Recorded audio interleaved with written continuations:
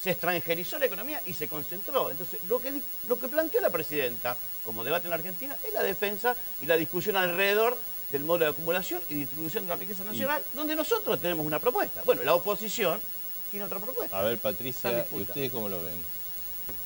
Mire, la situación de la distribución de la riqueza de la que habla el diputado de Petris se ve muy claramente al interior de los trabajadores.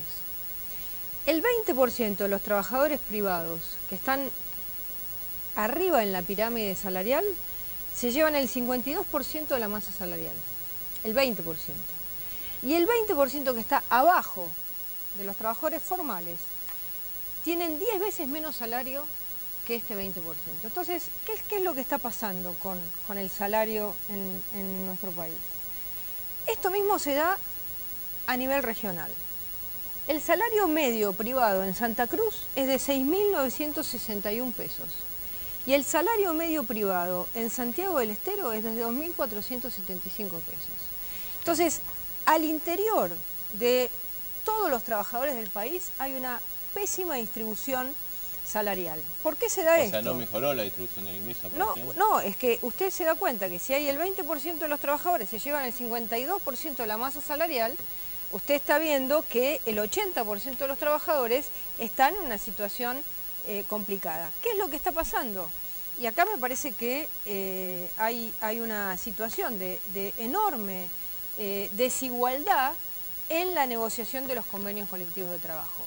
Es decir, aquellos sindicatos que tienen capacidad de presión, que tienen capacidad de parálisis o que tienen determinada capacidad de generar una situación de mucha presión, pueden conseguir salarios elevados. Y aquellos sindicatos con menos capacidad de presión, los sindicatos de servicios, los sindicatos donde hay trabajadores muy dispersos en todo el territorio nacional, no tienen esa capacidad.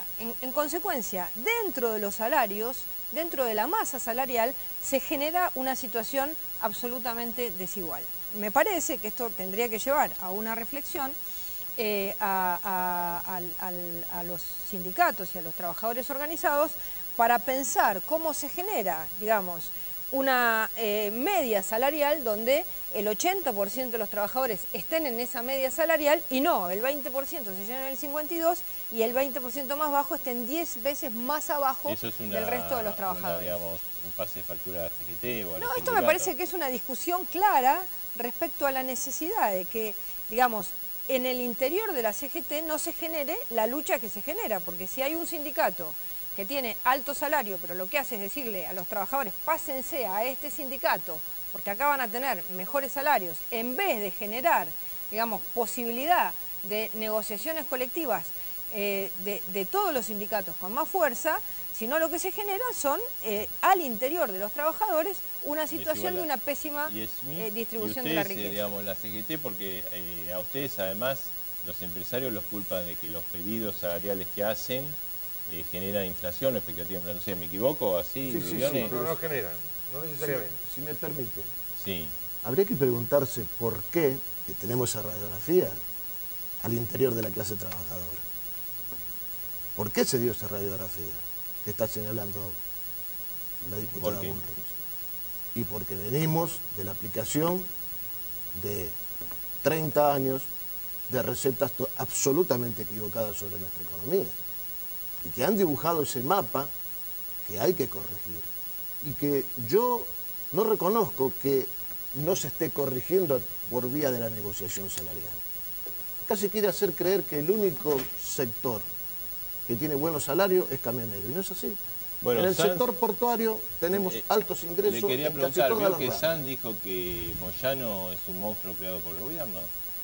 Bueno, me parece una descalificación gratuita del senador Sanz. Si realmente queremos ir a un debate equilibrado, respetando las reglas de la ciudadanía, descalificando ya de que estamos creando criaturas extrañas, me parece que no es la mejor manera del país ese que él se imagina. A mí me parece que nosotros tenemos un debate al interior de la clase trabajadora de estas características, pero que hay que ir abandonando esas viejas ideas que establecían de que en realidad nosotros tenemos dificultades a la hora de negociar o que los creadores de los problemas inflacionarios son los salarios. Está demostrado que no ha sido así en los últimos años. Biglione. Yo creo que el movimiento sindical tiene varios puntos para discutir. El primero que tiene para discutir con su propio gobierno es el problema de impuesto a las ganancias, sea el caso de deducciones o el caso del mínimo no imponible, que el ministro de Trabajo dijo que no estaba en la agenda del Ministerio de Trabajo. Allí hay un punto que es básico, ustedes no pueden recibir un aumento salarial y que se apropie del aumento de la productividad del trabajador, que lo recibe como salario, se lo apropie el gobierno con el impuesto a las ganancias.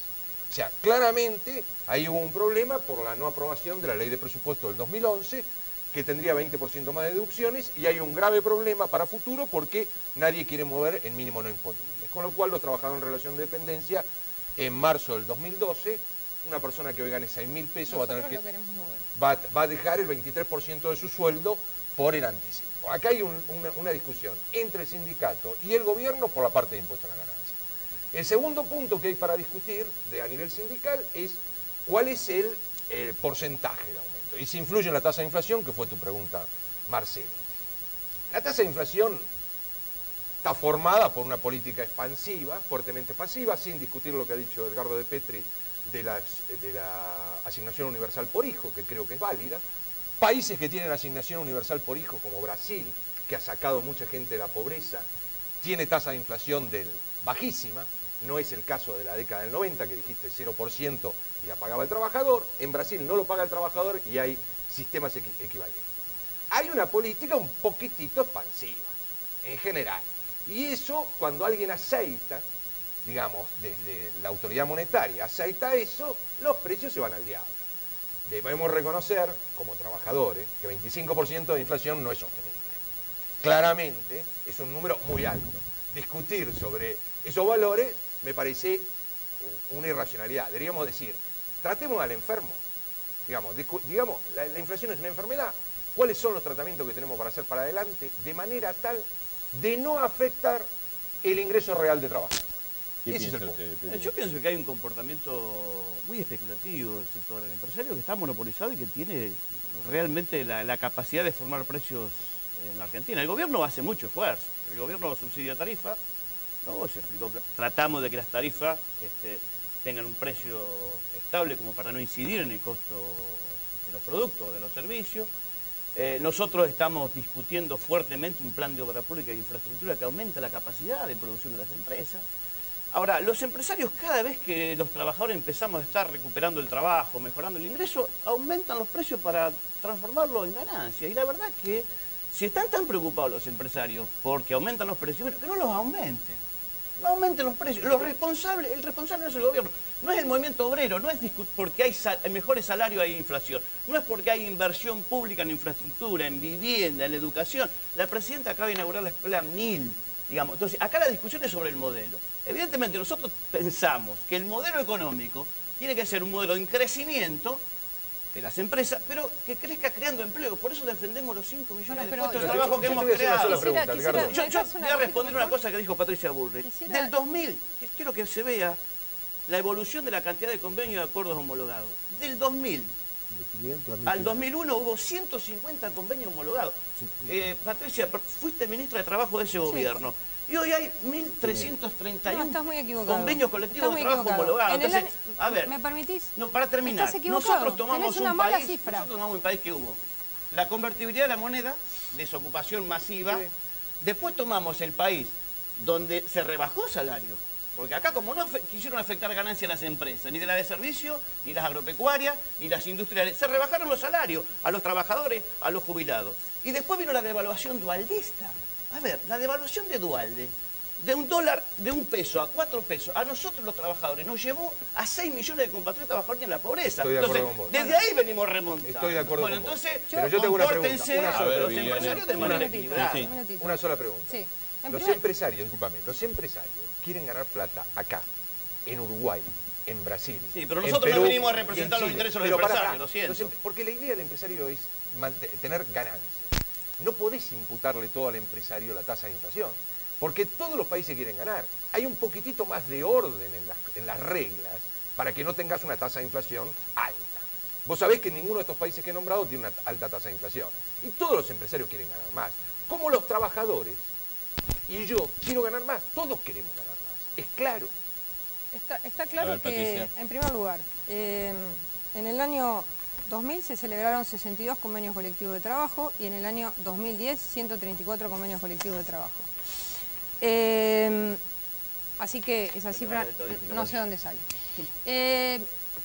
Si los trabajadores y los gremios están pidiendo aumentos del 25%, promedio, algunos estarán en el 22, otros en el 30, otros en el... es porque consideran que ese es el número que necesitan para poder no estar atrás de la inflación.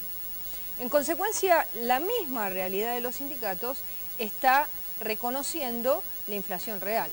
Si fuesen los dirigentes de los sindicatos a decirle a sus trabajadores que van a pelear un aumento del 10, 11, 12%, los trabajadores le dirían, nos haces perder dinero. Entonces, en la misma pauta de negociación salarial está muy claro que hay un reconocimiento de la inflación. El segundo tema que tenemos que tener en cuenta es que hoy la Argentina tiene inflación en dólares. El 3% de los ciudadanos y ciudadanas argentinas pueden ir a un crédito de largo plazo de vivienda. El 3%, porque una cuota de un crédito para vivienda está entre 3.500 y 5.000 pesos. En consecuencia, lo que hay también es un vuelco del dinero al consumo de más corto plazo, porque es la necesidad de la gente de... ¿qué va a hacer? Si no se puede comprar una casa, si no puede ahorrar en una casa, ¿qué va a hacer? Va a comprar un auto, comprar una heladera. Entonces, eso genera una situación inflacionaria. Ahora, entonces, eso también es lo que hay que pensar. Hay un tema, Smith, que lo planteó acá Biglione, que es el tema del impuesto a ganancia, digamos. Si a los trabajadores van a sacar el 26% el año próximo, Bueno, nosotros, entonces ustedes van a reclamar y se lo va a llevar más allá de lo que haya mencionado el ministro de Trabajo, nosotros insistimos en que hay que corregir esa situación. Pero le quiero decir algo, a propósito del primer disparador del debate. ¿Sabe a cuánto alcanza en el universo de trabajadores el impuesto a la ganancia? Al 16% de los trabajadores registrados. 1.100.000 trabajadores, sobre un universo de casi 5 millones. De modo tal que tenemos que establecer, como Confederación General del Trabajo, un orden de prioridades para cuestionar estas cosas.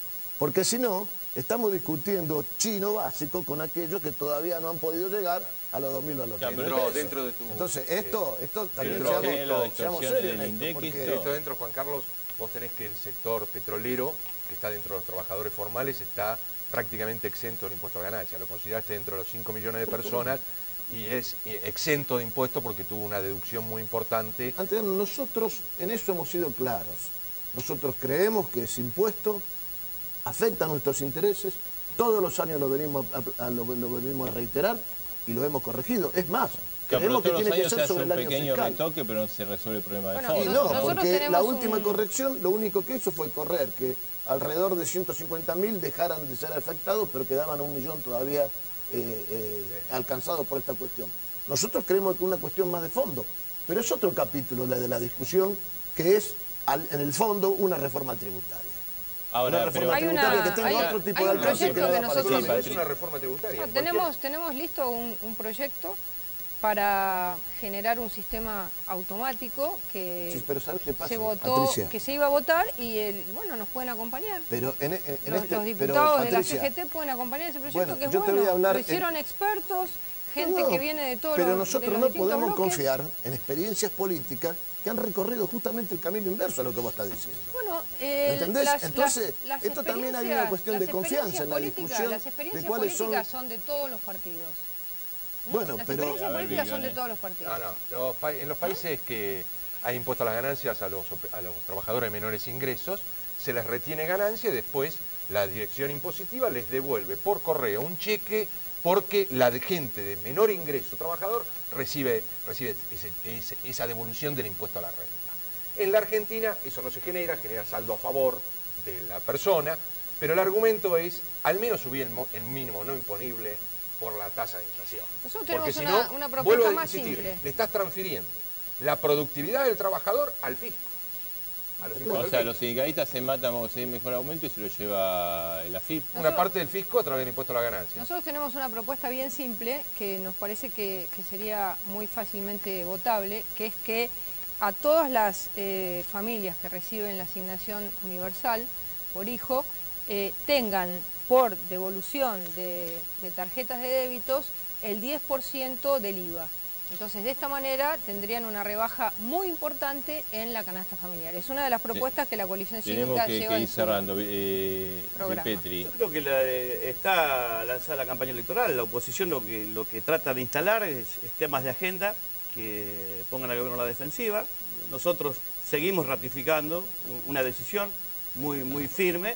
No vinimos representando los intereses ni de ninguna patronal, los del pueblo argentino, y en ese camino la presidenta ha reafirmado crecimiento de la economía, con creación de empleo, con mejora de ingresos de la población y sobre todo con derecho para todos los argentinos. No es un problema de discutir los que ganan más de 6.000 o los que ganan hasta los que son afectados por el impuesto a la ganancia. Es discutir los muchos que todavía no tienen trabajo y sobre todo los que hay que hacer subir en la escala salarial, trabajadores municipales, provinciales, nacionales, donde la solidaridad debe ser compartida. Ahora, acá hay una responsabilidad, no es solo del gobierno, es la de los empresarios. Y hoy la disputa por los precios la instalan los empresarios para ir a una discusión convencional donde vayan con más ganancia acumulada a partir del aumento de precio.